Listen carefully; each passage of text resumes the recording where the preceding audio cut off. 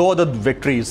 क्या आपको लगता है कॉन्स्टिट्यूशनल क्राइसिस से निकल चुके हैं पंजाब की हद तक? अल्हम्दुलिल्लाह पंजाब के अवाम की भरपूर सपोर्ट से हम जो है ना पंजाब में वापस आ गए हैं और इंशाअल्लाह ताला इमरान खान जल्द वज़ीर आज़म बन जाएंगे। जो कौमी असेंबली के डिप्टी स्पीकर की रूलिंग थी उसके हवाले से भी फैसला जो था वो वैलिड था। आर्टिकल 5 के मुताबिक अगर स्पीकर को ये एहसास हो जाए कि कोई इस किस्म की साजिश हुई है तो फिर ये उसकी रिस्पॉन्सिबिलिटी के पहले इन्वेस्टिगेशन करे। मौलाना फजल रहमान साहब के स्टेटमेंट्स पता नहीं आपकी नजर से गुजरे या नहीं गुजरे, दे आर हेडिंग टुवर्ड्स फतवा मे बी। आपकी पॉलिटिकल लीडरशिप को पता है इस चीज का? देखिए अभी तो वो जितना भी बोले, जितनी फितवी दे, उसकी फितवी में तुम्हें कोई असर नहीं रहा। लोगों को पता चला है कि ये इस्लाम नहीं इस्लामाबाद चाहता है। मुझे खुशी होगी कि ये PDM बने, ये मुश्तरका कैंडिडेट लेके आए, एक सीट भी नहीं जी सकेगी इंशाअल्लाह ताला। अगर इलेक्टोरल रिफॉर्म्स नहीं हुए फिर भी आप लोग इलेक्टोरल प्रोसेस का हिस्सा बनेंगे जनरल इलेक्शंस में? अपोजिंग पार्टी है उनके साथ बैठना पड़ेगा, अंडरस्टैंडिंग बनानी पड़ेगी जो कि इलेक्शन इलेक्टोरल के ऊपर होगा, वो ऐसा इलेक्शन हो जो सबको काबिल कबूल हो। सब्सक्राइब करें और बेल दबाएं ताकि कोई खबर रह न जाए।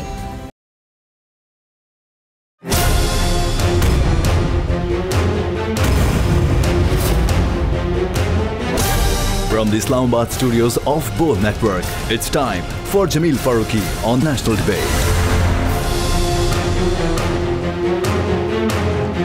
Good evening, welcome to national debate.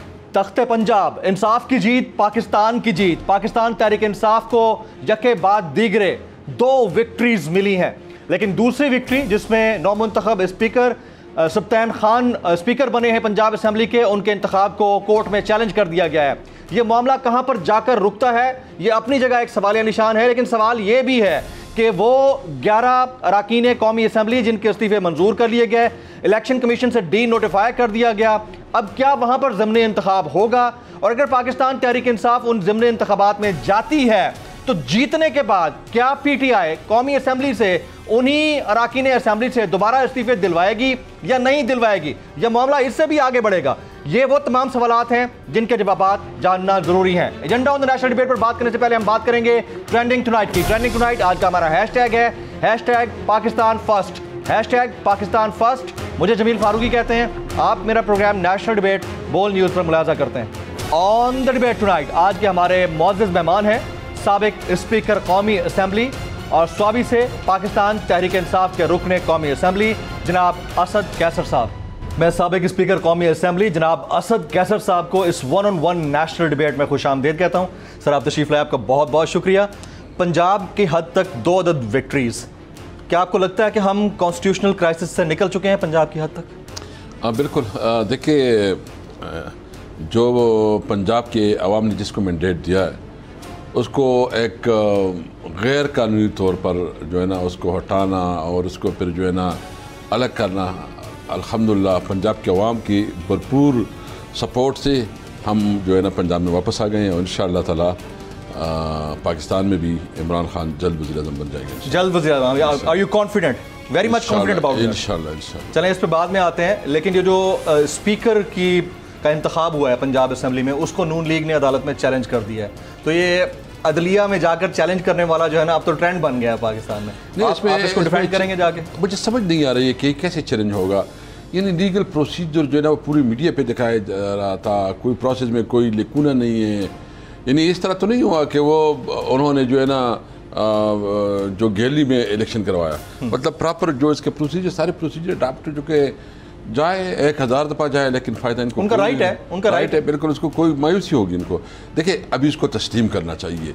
यानी सबसे पहले बात तो ये है कि पाकिस्तान के अवाम ने और पंजाब के अवाम ने मैंडेट PTI को दिया था, यानी सबसे ज़्यादा सीटें हमने जीती थी, और आप हमारे मैंडेट को चोरी करके नाजायज़ तरीके से एक साजिश के तहत जो है ना वो छीन लेते हो तो अवाम का रिएक्शन तो फिर बनता है। और अभी तो अल्हम्दुलिल्लाह सिचुएशन हो गई है कि पाकिस्तान तहरीक इंसाफ जो है ना एक सोलो पार्टी बन गई पाकिस्तान में, पूरी सूबे में नुमाइंदगी है। मतलब जहाँ भी आप इसमें पाकिस्तान तहरीक इंसाफ वाहिद जुमात है जिसमें सिंधी, बलोची, पख्तून, पंजाबी, महाजर, मतलब जितनी कौमियत है वो सारे इस पार्टी में है। और इसके अलावा देख लेना मुस्लिम लीग नून जो है ना पंजाब तक महदूद, बल्कि पंजाब सेंट्रल पंजाब तक महदूद होकर रह गई है। पीपल पार्टी जो है ना इंटीरियर सिंध तक महदूद हो गई है। MQM तो कराची में बिल्कुल ही ऑलमोस्ट वेनिस्ड। और इस तरह दीगर ANP जो है ना वो भी 1-2 डिस्ट्रिक्ट तक, और वो 2 डिस्ट्रिक्ट में भी अभी कोई नुमाइंदगी नहीं है। PMLN की बात करें ना, वो किधर की जमात है? वो अभी सिर्फ जो है ना लाहौर की जमात थी, लेकिन अभी लाहौर की जमात भी नहीं है, वहाँ से फारिग हो गए। वहाँ से फारिग। और उनको अभी जो ये डर रहे हैं, क्योंकि आपको पता है कि जो इनका लीडर है नवाज शरीफ, उसका तो ख्याल है कि हमें नहीं लेना चाहिए थी हुकूमत। इन्होंने जो उसको समझाया, जिस तरह इसके साथ बात की, अभी तो डर रहे हैं इलेक्शन से। यानी हम ये नहीं कहते, हम कहते हैं कि आए आवाम के पास जाएं, आवाम ने जिसको मैंडेट दिया, जिसको हम जो है ना समझते हैं कि वो जो है ना हुकूमत करे, उनका आवाम का हक है, क्योंकि क्राइसिस बहुत बढ़ गई हैं। और इस वक्त इकॉनमी जिस हाल में है, जो डॉलर की जितना उड़ान हो रही है, जितना रुपया गिर रहा है, 250 को टच कर रहा है ये डॉलर तो। और ये पाकिस्तान की तारीख का सबसे महंगा तरीन डॉलर है। और इस इकोनॉमिक क्राइसिस है, इससे सेटल नहीं हो रही है। इकोनॉमिक क्राइसिस है, कॉन्स्टिट्यूशनल क्राइसिस है, ओवरऑल पूरा पाकिस्तान। आवाम के पास जाए आवाम ही वाहिद है कि वो फैसला करे। सर मैं आवाम की अदालत में जाना चाहिए। बड़ा इंपॉर्टेंट इस वक्त आप लोगों ने डिप्टी स्पीकर दोस्त मोहम्मद मजारी से के फैसले से मुतालिक, उनकी रूलिंग से मुतालिक जो अदालत ने फैसला आया, उसको बड़ा अप्रिशिएट किया, जश्न मनाया। क्या ये वैलिडेट नहीं करता कि जो कौमी असेंबली के डिप्टी स्पीकर की रूलिंग थी, उसके हवाले से भी फैसला जो था वो वैलिड था? आप लोगों का जश्न ये वैलिडेट नहीं करता? देखिए इसमें बड़ा फ़र्क है। कैसे? नंबर 1 तो ये है कि वो एक कॉन्स्टिट्यूशनल बात थी, यानी कॉन्स्टिट्यूशन में आर्टिकल 5 भी आता है, और कॉन्स्टिट्यूशन में बिल्कुल आर्टिकल 69 जिसमें बिल्कुल क्लियर है कि अदालत जो है ना वो पार्लियामेंट के मामलात में मुदाखलत नहीं कर सकती, नंबर 1। और आर्टिकल 5 के मुताबिक अगर स्पीकर को ये एहसास हो जाए कि कोई इस किस्म की साजिश हुई है, या जो ना सिक्योरिटी को जो है ना अटैक हुआ है, तो फिर ये उसकी रिस्पॉन्सिबिलिटी के पहले इन्वेस्टिगेशन करे। तो जो मुझे ख़त मिला, जो साइप्रस जो मिला, और जिस पे कैबिनेट ने उसको जो है ना मतलब सिर्फ स्पीकर के लिए वो एंडोर्स करवाया कि जो है उसको ये देखें, मैंने पढ़ लिया तो मैं तो कन्विंस हो गया उस बात पे। मैं उस दिन इसलिए नहीं बैठा कि मेरे ऊपर जो है आदम एतमाद आ गई सुबह, तो मॉरली फिर मेरा नहीं बनता था कि मैं चेयर करूं, तो डिप्टी स्पीकर ने किया, कासिम सूरी ने किया। जो कुछ किया है हम समझते हैं कि इस पे हम बिलीव करते हैं, और हमारा ये सिर्फ बिलीव नहीं करते, बल्कि हमारा सब कुछ हमारे आंखों के सामने है कि ये हमारे खिलाफ साजिश हुए। और जब साजिश हुए तो पहले इसकी इन्वेस्टिगेशन होनी चाहिए, और वो इन्वेस्टिगेशन हमने अदालत को भी रिक्वेस्ट की, मैंने अपनी तरफ से लिखा, प्रेसिडेंट साहब ने भी लिखा, इन्वेस्टिगेशन होनी चाहिए, तब बाकी प्रोसेस हो जाता है। वो आर्टिकल 5 में बिल्कुल क्लियर है केस के। तो वो तो दूसरी बात, ये तो यहाँ उन्होंने काउंट ही चेंज किया। यानी सबसे पहले बताया ना कि उन्होंने क्या किया कि सबसे पहले रूल्स तो ये है, मिसाल के तौर पर अगर हेड है या पार्लियामानी लीडर है वो अलग बात है, वो बात की बात है। सबसे पहले सवाल ये है कि आया आपने अपने लोगों को इन्फॉर्म किया था? नहीं किया। आपने अपने लोगों के साथ मीटिंग की? नहीं की। अच्छा, आपने पब्लिक इंप्रेशन ही दिया मीडिया में कि वो तो मेरा भाई है, हम तो उसके साथ होंगे, सारे मीडिया चैनल में वही देखा इंप्रेशन। अच्छा, इंटरेस्टिंगली डिप्टी स्पीकर तब पढ़ता है जब इलेक्शन वोट हो जाती है। अगर वो पहले भी पढ़ जाता है तो फिर भी कोई रीजन बन सकती थी एक दिन पहले। तौर पर मैं तो ये नहीं कहूँगा, मतलब सबकी एक रिस्पेक्ट है सबकी, लेकिन जो एक ऐसा तरीका धोखा देने की कोशिश की गई। डिप्टी स्पीकर बिका वहाँ पे किधर? दोस्त मोहम्मद मजारी। देखो मैं तो बिकने और उसकी बात नहीं करूंगा, मैं सिर्फ इतना कहूंगा, नहीं पार्टी तो बने हुए थे ना किसी की, को उसने अपने ओहदे के साथ जो है ना बहुत जुल्म किया। उसकी जिम्मेदारी थी कि वो इस किस्म की पार्टी ना बनती। पार्टी तो बने थे, पार्टी बने थे, बाइस थे, और उसको क्या लालच थी उसको, जिसकी वजह से उसने अपनी कैरियर हिस्ट्री में खराब कर दिया। तो और उसने 186 को जो है ना 10 वोट कम कर दिए, 10 वोट कम कर दी। यानी मतलब ये किस कानून के तहत, और फिर आप जो है ना प्रोसीजर, और फिर वोट के बाद आप करते, यानी वोट हो गया उसके बाद कहते कि मुझे खत मिला। अगर आप पहले भी दिखाते तो कोई जवाब तो बन सकता था, लेकिन मैं समझता हूँ कि उसने तारीखी तौर पर एक बहुत बढ़िया ब्लंडर मारा है, और फिर अदालत का फैसला भी आ गया उसके ऊपर। Sir let's talk about the federation now. 11 आपके जो अरकान कौमी असम्बली है उनके इस्तीफ़े मंजूर कर लिए गए, उनको इलेक्शन कमीशन ने डी नोटिफाई कर दिया है। उसके ऊपर अगर ज़िमनी इंतखाब होता है, आप लोग उसमें पार्टिसिपेट करेंगे? देखिए, सबसे पहले तो बात यह है कि ये जो प्रोसेस हुआ है ये बिल्कुल बहुत गैर अखलाकी है और इलीगल है, गैर कानूनी है। नहीं, वो तो हो, अब इलेक्शन कमीशन ने डी नोटिफाई कर दिया, अब आगे इंतखाबात का ऐलान हो जाएगा कि ज़िमनी इंतखाब होने जा रहा है, आप लोग पार्टिसिपेट करेंगे नहीं करेंगे? इलेक्शन कमीशन तो बाइस्ड है, इलेक्शन कमीशन बाइस्ड है। हम सब ने ज़रूरत इस बात की है कि स्पीकर साहब जितने भी रिजाइन उसके पास है वो सब या तो सब एक्सेप्ट करें ना? सबके उसके स्ट्रेटेजी यूज उसने स्ट्रेटेजी किया है।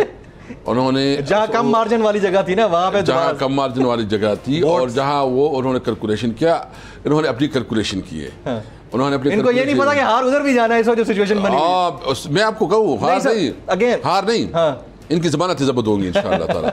लेकिन जो एमएनएस है उनका लीगल हक है कि वो अदालत से रुजू करे कि भाई हमने रिजाइन दिया, सबने रिजाइन दिया है, ये स्पीकर क्यों इसमें जो है ना बायस बनते हैं, पिक एंड चूज क्यों कर रहे हैं, पिक एंड चूज क्यों करते हैं? आए सबकी रिजाइन कबूल करे, हमें मंजूर है, हमें मंजूर है। अदालत चले गए हैं आप लोग या जाएंगे अभी? नहीं, हम नहीं गए।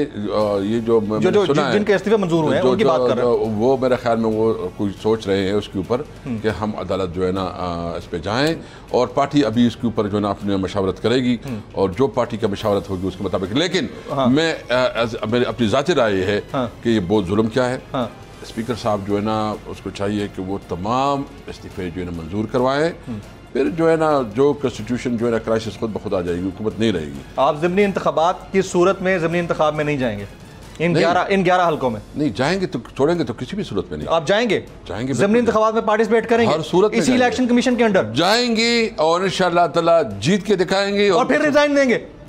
जो भी होगा, नहीं सर, ये सवाल है ना, जो भी होगा वो उस वक्त पार्टी का नहीं। अभी आप लोग इस वक्त कौमी असेंबली का हिस्सा नहीं है आपकी नजर में, क्योंकि आप लोग बैठ ही नहीं रहे, आपने इस्तीफे दिए हुए। उनमें से 11 ऐसे हैं जिनका रिजाइन एक्सेप्ट हुआ, जिनको डी नोटिफाई कर दिया, वहां दोबारा बाई पोल्स होते हैं, वहां आप जीतते हैं, जीतने के बाद असेंबली जाएंगे या फिर इस्तीफे देंगे? This is the question sir. देखो, पहले तो ज़िमनी इंतखाबात होंगे नहीं इंशाअल्लाह ताला। अच्छा, जनरल इलेक्शन होगा। ये ड्रामाबाजी कर रहे हैं, खबर है ये ड्रामाबाजी कर रहे हैं। ये खबर नहीं है, पूरी खबर है आपको। ये मुमकिन नहीं है इनके लिए। अब ज़िमनी इंतखाबात नहीं होंगे, ये ज़िमनी इंतखाबात नहीं होंगे, अब जनरल इलेक्शन होंगे। जनरल इलेक्शन होंगे। बड़ी खबर है जी, सुन ले कंट्रोल रूम, न्यूज रूम सुन ले, ज़िमनी इंतखाबात नहीं होंगे, जनरल इलेक्शन की तरफ हम लोग जा रहे हैं। जनरल इलेक्शन की तरफ जा रहे हैं, वैलिड न्यूज़। इंशाअल्लाह ताला ये अक्टूबर में जनरल इलेक्शन होंगे, अक्टूबर में जनरल इलेक्शन होंगे। यानी ये जो 11 सीटें हैं इसके ऊपर आपको ज़िमनी इंतखाबात होते हुए नजर नहीं आ रहे? नहीं। वैसे एक बात मैं आपको बताऊं कि शेख रशीद साहब भी कल इसके ऊपर कमेंट कर चुके हैं, आप वैलिडेट करेंगे उसको? उन्होंने कहा है कि इलेक्शन कमिश्नर चेंज होगा, इंटरम सेटअप आएगा और आम इंतखाबात होंगे, ज़िमनी इंतखाबात कोई नहीं होंगे। उन्होंने मेरे ख्याल में इलेक्शन कमिश्नर को खुद सोचना चाहिए कि अगर वो इतना कंट्रोवर्शियल बन गए हैं तो वो इस किस्म के अहदे पे क्यों बड़ा जमा है, उसको जाना चाहिए, उसको रिजाइन करना चाहिए। और मेरे नोटिस पे तो अभी ये नहीं है, आपने कहा कि उन्होंने रिजाइन जो है ना कबूल वो कर दिए, नोटिफाई कर दिए हैं। अगर डी नोटिफाई कर दिया, इलेक्शन कमीशन कर चुका है इन 11 हल्कों को। कब किया है? ये कल की बात है। Election commission D notified all the 11 persons, candidates जो एमएनएस थे, उनके इस्तीफों के बाद उनको डी नोटिफाई कर दिया। अब वो डी नोटिफाई तो हो चुके हैं, लेकिन आपने जो बात की है, this is really very important कि we are not heading towards by polls on these 11 constituencies, लेकिन हम जनरल इलेक्शन की तरफ जा रहे हैं ओवरऑल। बिल्कुल। देखे, सबसे पहले तो ये है कि ये इलेक्शन नहीं होंगे, जनरल इलेक्शन होगा। In case worst case scenario, अगर इलेक्शन ज़िमनी इंतखाबात हुए भी तो हम किसी सीट को खुला नहीं छोड़ेंगे, जीत के दिखाएंगे। जीतने के बाद आके रिजाइन करेंगे। नहीं, देखो तो उस वक्त पार्टी भी डिसाइड करेगा उस वक्त। नहीं सर, नहीं अभी भी तो रिजाइन किया हुआ है ना सर। अभी आपने बीच में केपीके में कुछ जगहों पे हुए थे ना एमएनएस के बाय पोल्स, वहां जीते हैं, जीतने के बाद रिजाइन किया आप लोगों ने? नहीं करिए सर, नहीं किया ना। वो असल में जो हमने किए हैं वो अभी तक उसने हल्फ ही नहीं उठाया। हाँ, हल्फ तो नहीं उठाया। लेकिन इन दिस केस जाहिर है कि आपके उन 150 लोगों में से 11 होंगे, ये उस वक्त का फैसला हो जाए, ये उसका फैसला उस वक्त। लेकिन सवाल मैंने सही वाला छोड़ा है ना। नहीं, मैं सिर्फ कहता हूँ कि उस वक्त हम देखेंगे क्या डिसीजन। अच्छा, पंजाब में गवर्नर राज लगाने की बातें कर रहे हैं Rana Sanaullah, are you convinced with this statement? वो बूंगे मारता है, वो जो है ना वो ऐसे टाटा करके मुंह को से ताव दे के दिखा रही कि मैं बहुत हमें पता है कौन क्या है, कोई गवर्नर आज नहीं होगा और ये हिम्मत ही नहीं कर सकती। अच्छा, जिस दिन आपने ये 2 अदद विक्ट्रीज पाई हैं पंजाब के अंदर, एक तो वो जो रूलिंग जो है उसके खिलाफ फैसला आया अदालत की तरफ से, दूसरा आपका स्पीकर सब्तैन खान वहाँ पे बन गए, तो उसके बाद आपने कोई कुकड़ी वुकड़ी खाई है, नहीं खाई, या कुकड़ असील कुकड़ खाया, क्या क्या किया घर में क्या क्या पकवाया, फीस्ट दावत क्या थी, कुकड़ी की दावत थी? यस, मैंने बहुत अच्छा देसी मुर्गा जो है ना असील कुकड़ खाया है। बहुत आला। अच्छा जी, अब ओवरऑल जो सिचुएशन डेवलप हो रही है इसके अंदर आपको जनरल इंतखाबात लग रहे हैं, उस सूरत में अगर ये इलेक्शन कमिश्नर तब्दील नहीं होते, इन केस ये इलेक्शन कमिश्नर नहीं जाते, सेम इलेक्शन कमीशन है, आम इंतखाबात का टाइम आ गया है, आप लोग इंतखाबात में जाएंगे इस इलेक्शन कमीशन और इलेक्शन कमिश्नर के अंडर? देखो, हम तमाम ऑप्शन जो है ना वो इस्तेमाल करेंगे, हम एहतजाज भी करेंगे, अदालत में भी जाएंगे, प्रेशर भी डालेंगे, जो भी हमारे पास सोर्सेज हैं। हम मतलब ये मुझे समझ नहीं आ रहा कि ये किस तरह ये इलेक्शन कमिश्नर रहेगा जब इतने उसके ऊपर सबसे बड़ी पॉलिटिकल पार्टी को इतने सीरियस इतराज़ात है। तो हम तो किसी भी सूरत में इनके नीचे इलेक्शन नहीं करेंगे। आप लोग इनके नीचे इलेक्शन नहीं करेंगे, जनरल इलेक्शन में नहीं जाएंगे इनके नीचे? ये again it's a story, Khan साहब इसके ऊपर बात कर चुके हैं, लेकिन again it's a story, in case this election commissioner persists and remains, you guys won't go into the general elections. जी, ये तो बहुत बड़ी बात है। और अगर अभी ये ऐलान हो जाता है फिर क्या करेंगे आप लोग? फौरन देखिए, हम अदालत पे जाएंगे, हम अपना नुक्ता नज़र देंगे कि ये चूँकि बहुत बाइस्ड है, वन साइडेड है और उनके सारे फैसले हमारे ख़िलाफ़ है, तो हमें उसके ऊपर एतबार नहीं है। हमें तो न्यूट्रल एम्पायर चाहिए। हम तो ये कहते हैं कि फ्री एंड फेयर इलेक्शन हो, वो हम बिल्कुल इस पर बिलीव करते हैं कि सिर्फ हम नहीं कहें कि हम किसी को कहें कि ये लगाओ वो लग जाए, हम दोनों आपस में मिल के एक शख्सियत पे कंसेंसस कर ले, वही लग जाए ताकि उनको भी कबूल हो और हमें भी कबूल हो। अच्छा, नून लीग ये कहती है, नून लीग बशमूल ये हुकूमत, वो तमाम जो इनका 13 जमाती इत्तेहाद है, वो सब ये कहते हैं कि इमरान खान साहब का क्योंकि फॉरेन फंडिंग केस का मामला लटका हुआ है, फैसला महफूज है, किसी भी वक्त आ सकता है, इसलिए इलेक्शन कमिश्नर के खिलाफ आप लोग बातें करते हैं, वरना शायद इसमें तो हम बिल्कुल सिंपल बात करते हैं। इसमें हम कहते हैं कि सिर्फ हम क्यों, तमाम पॉलिटिकल पार्टीज का कर देना, सबकी जो है ना फॉरेन फंडिंग सबकी चेक होनी चाहिए, सबको जो है ना, या मतलब एक साथ उसके, अगर हमारे खिलाफ कोई खराबी है, हमारे खिलाफ फैसला आ जाए, उनके खिलाफ सब इवन प्लेइंग फील्ड हो ना, level playing field, level playing field हो। ये तो नहीं है कि सबकी उनका एक के लिए जो है ना कानून हमारे लिए दूसरा कानून हो। इसलिए मैं जो है ना ये समझता हूँ कि ये बिल्कुल इस तरह नहीं है। हम सिर्फ समझते हैं कि जब तमाम पॉलिटिकल पार्टीज़ की केसेस जो है ना इलेक्शन कमीशन देखें, फिर उस पर जो है ना फैसला करें। बरतानवी अखबार फाइनेंशियल टाइम्स ने बड़े संगीन इल्ज़ामात लगाए, आपकी नज़र से गुजरे होंगे इमरान खान साहब के ऊपर, जिसका जवाब खान साहब ने दे भी दिया कि जायज़ चैनल से अगर पैसा आता रहा है तो वो गैर कानूनी नहीं है। Your comments on this? हाँ बिल्कुल, और देखिए इसके लिए एक प्रोसेस है, एक प्रोसीजर है, और समझते हैं कि उस प्रोसीजर को हम अडॉप्ट कर चुके हैं। उसके बारे में हमारे वकील जो है लायर, उसने इलेक्शन कमीशन में अपना नुक्ता नज़र अपना वो दे दिया है, और अगर ज़रूरत पड़ी तो हम बिल्कुल जो है ना इसके ऊपर हमारा लीगल टीम जो है ना वो उसको रिस्पॉन्ड करेंगे। आपकी पंजाब के अंदर मंशूर की जीत हुई है या पॉलिटिकल जीत हुई है? मैं बड़ा ये टेक्निकल सवाल पूछ रहा हूँ। मैं वो परवेज़ इलाही साहब वो हैं जिनके बारे में खान साहब के बड़े सख्त जुमले हुआ करते थे, उनकी फैमिली के बारे में। जीत आपकी यकीनन है, इसमें कोई शक नहीं है, एंड पॉलिटिकल पॉइंट स्कोरिंग के हवाले से देखा जाए बड़ा ज़बरदस्त है। बट अगेन जो लोग वहाँ पर आ गए हैं, क्या ये आपकी जमात के मंशूर को रिप्रेजेंट करते हैं? देखिए बात ही नहीं है, जो हमारे इनके साथ एग्रीमेंट है वो हमारे मंशूर के मुताबिक हुआ है, और अभी भी जो मंशूर हमारा था, खान साहब ने उसको एक कैटेगरिकली वो सारा मंशूर उसके सामने रखा है। यानी आप देखें कि जो एहसास प्रोग्राम है वो शुरू होगा, जो हमारा सेहत कार्ड है वो शुरू हो जाएगा, दीगर जो फार्मर के लिए जो हमारी स्कीमें हैं वो शुरू हो जाएंगी, जो पनागाहें वो शुरू हो गए।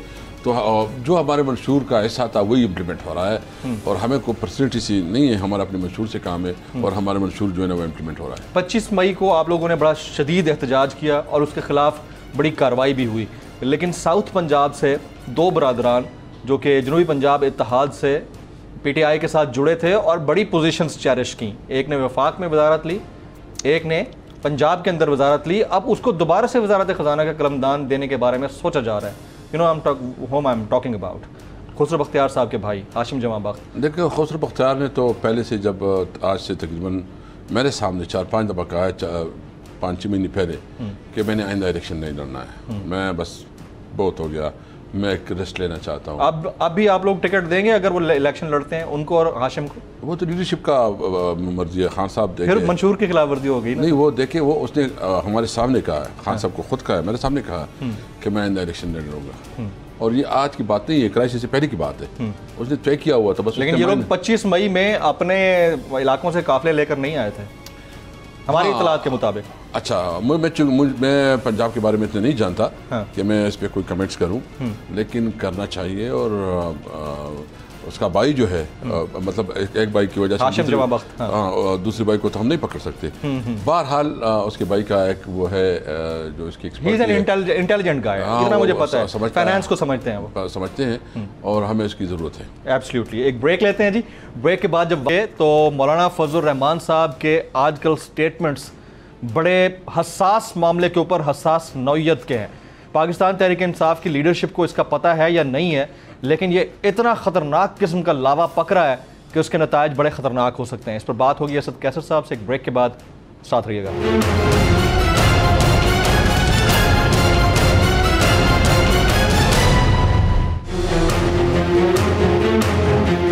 Welcome back. इस 1-on-1 नेशनल डिबेट में असद कैसर साहब को एक बार फिर से खुश आमदीद कहता हूँ। सर, मौलाना फजल रहमान साहब के स्टेटमेंट्स पता नहीं आपकी नज़र से गुजरे या नहीं गुजरे। गुज़िश्ता रोज़ उन्होंने पेशावर के अंदर एक खुतबा नुमा इज्तिमा से खिताब किया जिसमें बहुत सारे उलमा हज़रात बैठे थे और उन्हें खान साहब के ऊपर बड़े इल्ज़ामात लगाए कि मुझे सुनने में आ रहा है कि इय्याक नअबुदु व इय्याक नस्तईन की बात वो कर रहा है और इसके पैरोकार ये कहते हैं कि इनसे ये सवाल होगा जब ये गुजर जाएंगे कि रोज़े क़यामत मुझसे पूछा जाएगा कि दुनिया में एक बंदा आया था और उसने इय्याक नअबुदु व इय्याक नस्तईन पर अपने मुसलमान लोगों को कन्विंस क्यों नहीं किया था। तो उन्होंने बाकायदा इसके ऊपर बड़ी तज़हीक आमेज़ ज़बान इस्तेमाल करते हुए ये कहा कि ये तो पैगम्बरों के लिए बात होती है, इमरान खान के लिए क्यों इस्तेमाल होती है। इसके लिए इसके बाद उसके ऊपर नारे लगे हैं वहाँ पर। तो दे आर हेडिंग टूवर्ड्स फतवा में भी, मुझे ऐसा लगता है। आपकी पॉलिटिकल लीडरशिप को पता है इस चीज़ का कि कितना ख़तरनाक सेंटिमेंट है, उसके खिलाफ आ सकता है कुछ ना कुछ। बहुत अफसोस है। हालांकि खान साहब ने ऐसा कुछ नहीं बोला जो मैंने सुना है, ऐसा कुछ नहीं बोला। वो या जनरली बोलते हैं। मैं बहुत अफसोस है मौलाना, जो उसको जो तकलीफ़ है कि उसकी सियासत ख़त्म हो गई है। देखिए, अभी तो वो जितना भी बोले, जितनी फितवी दे, उसकी फितवी में तुम्हें कोई असर नहीं रहा। लोगों को पता चला है कि ये इस्लाम नहीं, इस्लामाबाद चाहता है। यानी आप देखें कि इस वक्त जो है ना, ये महंगाई के ख़िलाफ़ जो है ना कैंपेन करते थे जी, और रोज़ाना धरने देते थे। अब किधर है? क्योंकि अभी उसका बेटा मिनिस्टर है, उसका सारी जदोजहद तो जिसकी लिए थी, उसका बेटा मिनिस्टर बन गया। जी जी जी, उसके 2 और भी मिनिस्ट्री मिल गई। जी जी, इस्लामाबाद में बंगला भी उसको मिल गया।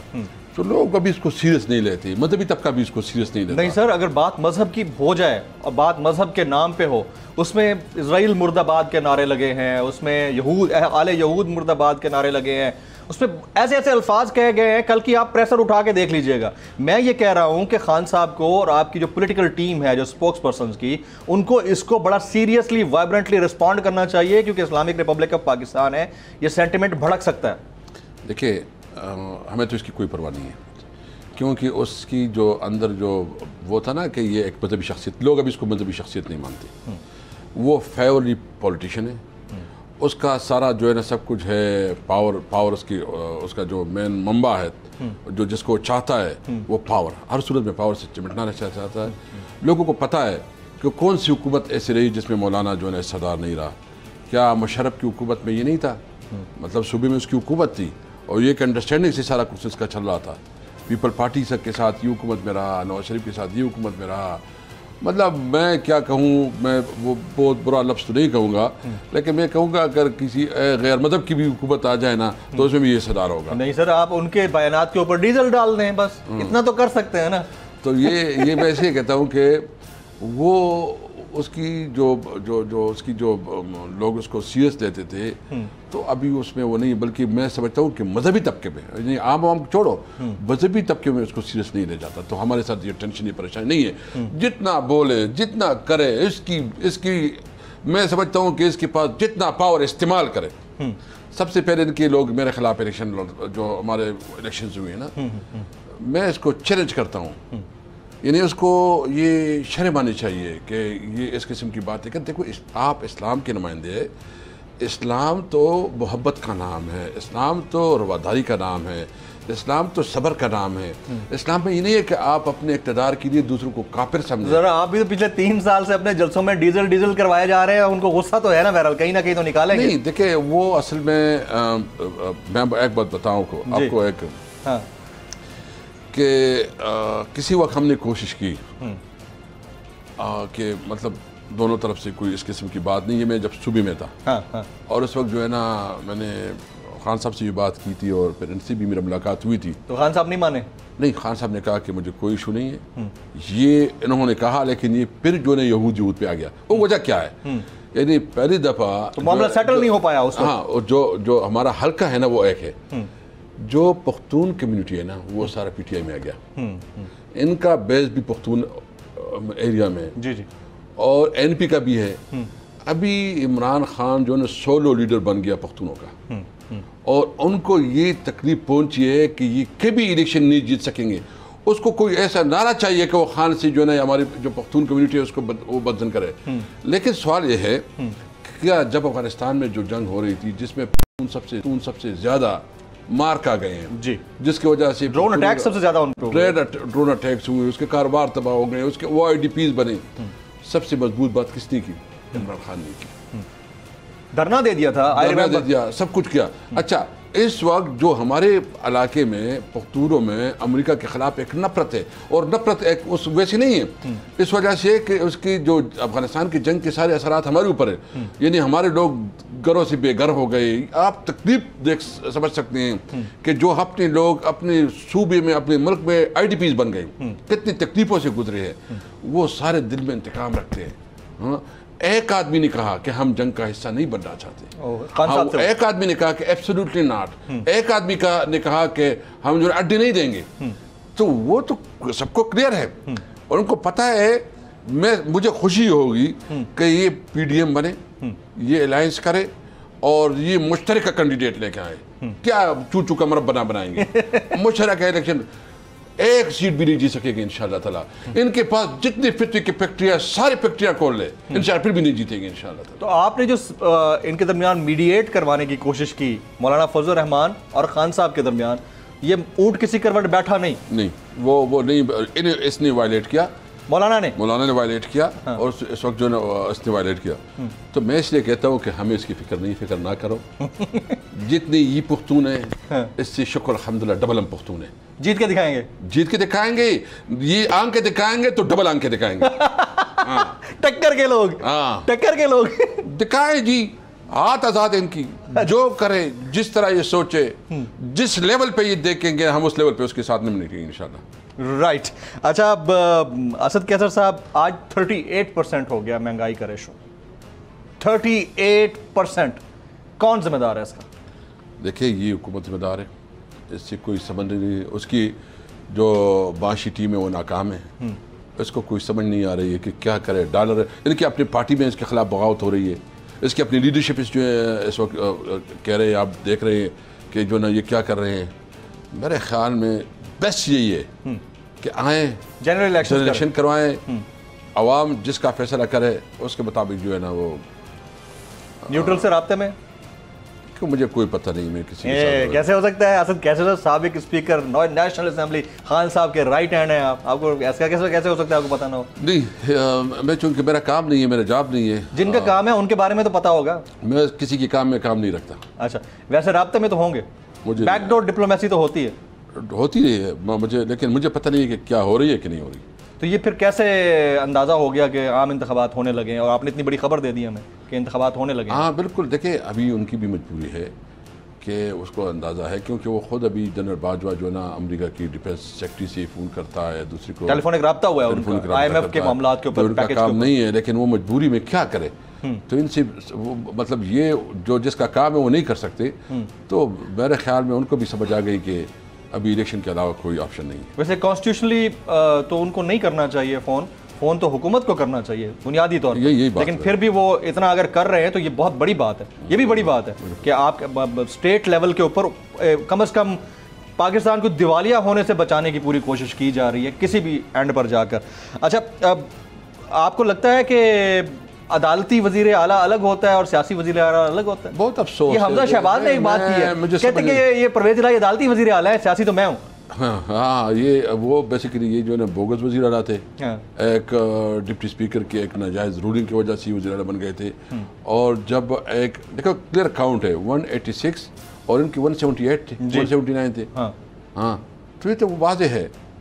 तो ये मतलब आवाम समझती है जी चीज़ों को, ये नहीं आवाम को कितना धोखा देंगे, ये जितना गलत बयानी करेंगे, इनका नैरेटिव जितनी अभी बात करेंगे इसकी इतने ये गैर मकबूल होते जाएंगे, इनकी मकबूलियत ख़त्म हो जाएगी। अगर उसी फार्मूले को देखें तो फिर तो शहबाज शरीफ साहब भी फिर अदालती वज़ीर आज़म है, इमरान खान साहब सियासी वज़ीर आज़म है। बिल्कुल ऐसा ही है उस फार्मूले को अगर फॉलो किया जाए। बिल्कुल बिल्कुल। Sir, what's happening in Balochistan right now? Are you guys aware of that? जो कुछ फ्लडेड सिचुएशन बहुत अफसोस है, बहुत अफसोस है। बलूचिस्तान में जो हमारे सूबे में भी सैलाबी मतलब हम है, लेकिन इतना वो तो नहीं है, सिवियर नहीं है, लेकिन बलूचिस्तान में बहुत सिवियर सैलाब आया हुआ है और पूरी कौम को इनके साथ मदद करनी चाहिए। इनकी मदद के लिए मैं अपनी तरफ से तमाम आवाम को रिक्वेस्ट करूँगा, सिर्फ हुकूमत की नहीं, कि वो आगे बढ़ें, जिसके पास वसाइल है वो अपने दुखी भाइयों को जो मुश्किल में है उनका साथ दे, उनके लिए आपके पास जितनी भी वसाइल बन सकते हैं आप दे दें। तो मुझे उम्मीद है हमारी कौम के अंदर इतनी सलाहियत है, बड़े अच्छी चैरिटी करते हैं, हाउसेस चलाते हैं, वो आगे बढ़े और अपनी इस मुसीबत ज़दा भाइयों के मदद करें। Absolutely right. असद कैसर साहब मौजूद हैं, एक ब्रेक का वक्त हो जाता है। अब जब वापस आएंगे तो ये पूछना ज़रूरी है कि पाकिस्तान जैसे थर्ड वर्ल्ड कंट्री के अंदर अभी तक सिविल कोई ऐसा रिलीफ एंड रेस्क्यू इदारा क्यों नहीं बन पाया जो इस तरह की क्राइसिस सिचुएशन के अंदर लोगों को मदद दे सके। और बात यहीं तक नहीं है, आखिर हमारी नज़रें फिर आखिर में जाकर अफवाज पाकिस्तान या फिर आम लोगों की जानिब से, मुखय्यर हजरात की जानिब से मदद पर क्यों टिकी रहती हैं? After this break.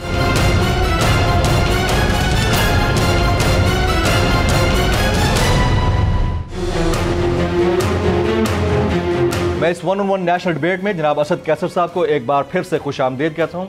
कैसर साहब, मैंने पहले एक सवाल छोड़ा ब्रेक के ऊपर जाते हुए, क्यों ऐसा है कि हमारा एक भी सिविलियन डिपार्टमेंट ऐसा नहीं है जो रेस्क्यू एंड रिलीफ ऑपरेशंस कर सके, खास तौर पर इन फ्लडेड सिचुएशंस के अंदर? व्हाई? देखिए, ये मतलब सोचने की बात है कि हमारी जितनी भी हुकूमती इदारे हैं वो नाकाम हैं रिलीफ देने में, या बेसिकली हमारा ब्यूरोक्रेटिक चैनल जो है ना, ये इस काबिल ही नहीं है कि वो कोई डिलीवर कर सके। वो बड़ा मतलब मुश्किल चैनल है। आप देख लें कि ये जो हमारे मुल्क में चैरिटीज़ हैं, सबसे कामयाब चैरिटीज़ हैं, लोग अरबों रुपए देते हैं और वो चैरिटी एक चैरिटी जो है ना पूरा वो कर सकती है, क्योंकि उसके ऊपर एतमाद है, उसकी जो है ना कंट्रीब्यूशन है और उसका कमिटमेंट लेवल। इधर जो है ना हमारी हुकूमत है जो है ना, मैं मोनली अक्सर जो है ना ये सामान खरीदती है तो जब टाइम गुजर जाता है तो ये सामान पहुंचा देते हैं, फिर एक्सपायर्ड होता है, क्वालिटी नहीं होती उसकी, कोई वो नहीं होता। तो ये इस पर हमें सोचना चाहिए कि जो हमारा ब्यूरोक्रेटिक चैनल है ना, इसमें रिफॉर्म लाने पड़ेंगे। कौन लाएगा?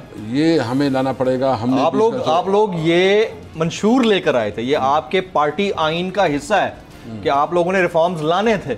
आप लोगों ने इलेक्शन कमीशन ऑफ पाकिस्तान के अंदर, इलेक्टोरल प्रोसेस के अंदर रिफॉर्म्स लाने थे, ब्यूरोक्रेटिक रिफॉर्म्स लाने थे, पुलिस रिफॉर्म्स लाने थे, आप लोगों ने अदलिया के जुडिशरी रिफॉर्म्स लाने थे, पार्लियामेंट्री रिफॉर्म्स लाने थे। किसी एक जगह एक भी फुटप्रिंट नहीं है जिसको हम फॉलो कर सकें। में प्रॉब्लम हुआ कि जैसे हम हुकूमत में आए तो एक तो मुल्क की माशी हालत जिस तरह थी वो आपकी नोटिस में है, फिर जो है ना कोरोना 2 साल मतलब एक इमरजेंसी बन गई, 2 साल तो पूरा सिस्टम ही जाम रहा, पूरी टाइम नहीं मिला और हमारे पास बहुत नैरो मार्जिन, मतलब हम कानून साजी ना कर सके।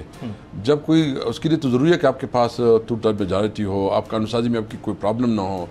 हम जब भी करें, कभी लाइस जो है ना वो आगे पीछे करे, ब्लैकमेल करे, अपोजिशन तो मानती नहीं थी, तो हमारे पास तो एक नंबर नहीं थे। फिर ये बात ठीक है, अब हमारी प्रायोरिटी क्या? हमारी प्रायोरिटी ये है कि हम अदालती रिफॉर्म्स करेंगे, जुडिशल रिफॉर्म्स करेंगे। और ये जो अभी 2 दिन पहले से मुसलसल ट्वीट्स आ रहे हैं, फतहुल्लाह बाबर ने ट्वीट किया था, उसके बाद उसको बिलावल ने रीट्वीट किया, उन्होंने कहा कि अदालत का जो रोल है उसको कम किया जाए और 100 मोटो जो चीफ जस्टिस ले सकते हैं उसके ऊपर 5। हम इस तरह करेंगे ना कि हम तमाम स्टेक होल्डर को, जितने बार्स हैं, बार्स एसोसिएशंस हैं, जुडिशरी की नुमाइंदगी को उसमें लेंगे, जो हमारी पॉलिटिकल पार्टीज़ है उसकी नुमाइंदगी को लेंगे, मतलब तमाम स्टेक होल्डर्स को बिठा के एक ऐसा रिफॉर्म सिस्टम बनाएंगे कि 2 साल के अंदर अंदर जो ना केस का फैसला हो, और ताकि लंबे नस्लों दर नस्ल जो अदालत केसेस चलते हैं इसका ख़ात्मा हो। नंबर 2, हम करेंगे जो मेन रिफॉर्म है कि हमारा जो ये ब्यूरोक्रेसी के अंदर जो एक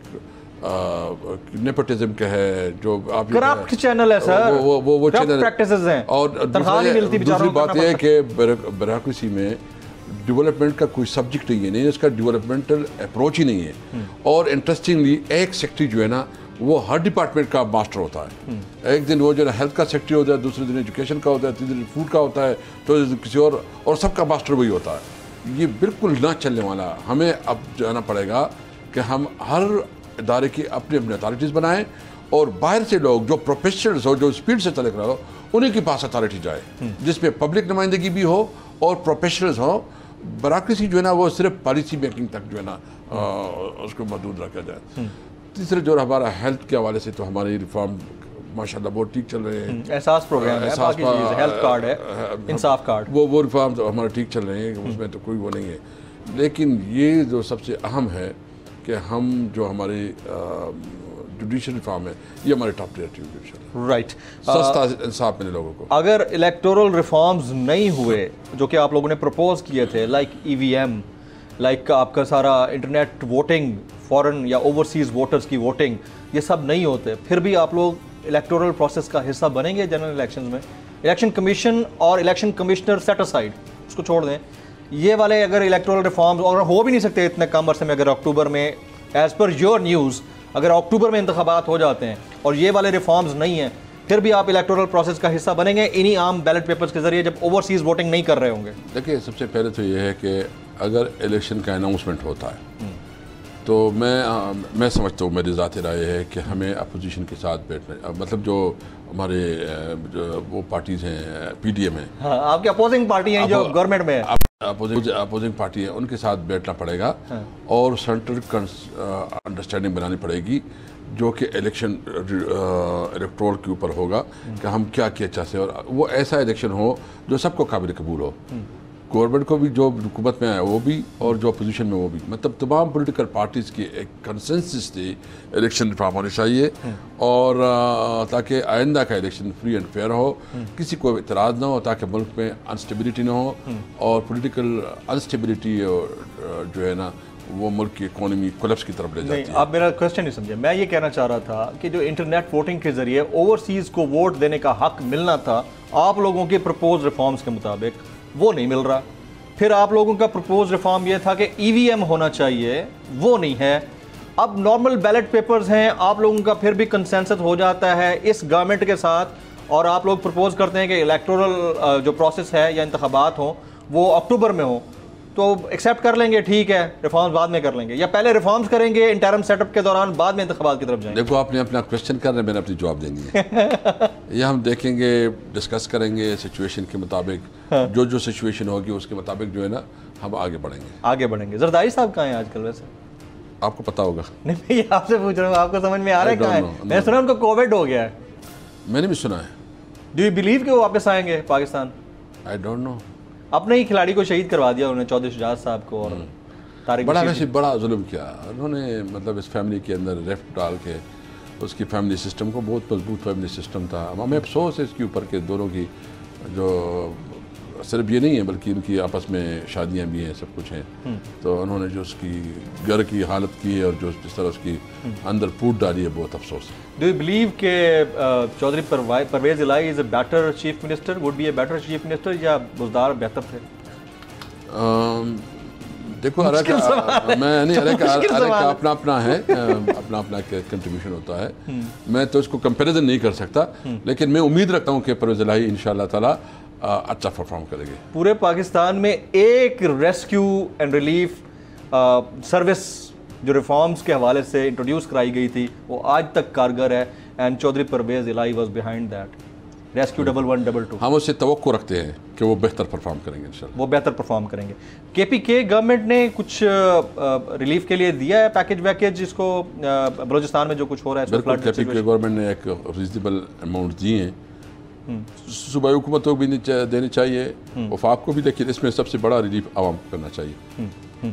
ओवरऑल जो इस वक्त सिचुएशन बनी हुई है मुल्क की, महंगाई की, आप सजेस्ट करेंगे गवर्नमेंट को कि किसी भी तरह से बाहर से पैसा लाएं, या आप कहेंगे कि इस सिचुएशन के अंदर पॉलिटिकल स्टेबिलिटी अगर नहीं है तो नहीं इकोनॉमिक स्टेबिलिटी? इस सूरत हाल में जो KPK में हो रहा है, हम आटा दे रहे हैं 50% डिस्काउंट पे। जी वो मुझे पता है, क्वालिटी आटा, रोटी सस्ती है, आटा सस्ता है, दोनों क्वालिटी आटा। आपकी प्रोग्राम करवा दे, देख ले जी। और हर यूनियन कौंसल में हम देते हैं तकरीबन महीने में 500+ बोरी देते हैं, और उसकी वजह से काफ़ी अच्छा सेहत जो है, सेहत कार्ड की वजह से हेल्थ वो फ्री है। तो जो मतलब आटा भी फ्री, एक किस्म की फ्री मिल रहा, 50% पे मिल रहा है, तकरीबन 20 बिलियन रुपए जो है ना सब्सिडी इसमें दे रहे हैं, और इस तरह जो ना हेल्थ भी हो रहा है, और अभी राशन कार्ड भी बन रहा है जिसमें दालें और जो छोटी छोटी चीज़ें हैं वो भी 30% डिस्काउंट से मिलेंगे उनको। तो हमारे सूबे में तो इंशाल्लाह लोगों को एक रिलीफ होगा। लेकिन इस गवर्नमेंट के लिए कोई मशवरा, जिन्होंने आते 3 महीने में इतना कुछ कर दिया जो 3 साल में नहीं हुआ? बिल्कुल, तो इस गवर्नमेंट का काम चले जाना चाहिए। नहीं, आखिरी हाल ये जान छोड़ो, जान छोड़ो, जान छोड़ो, यही हाल है। Absolutely right, very valid point. Thank you for being with us. जनाब असद कैसर साहब हमारे साथ मौजूद है। आज की ओवरऑल डिस्कशन की सबसे बड़ी जो स्टोरी है, अगर न्यूज़ रूम देख रहा है तो वो ये है कि कोई ज़मीनी इंतखाबात नहीं होंगे, जनरल इलेक्शन होने जा रहे हैं और अक्टूबर में होने जा रहे हैं, और ये खबर आई है असद कैसर साहब की तरफ से। जमील फारूकी को नेशनल डिबेट से इजाज़त दीजिए।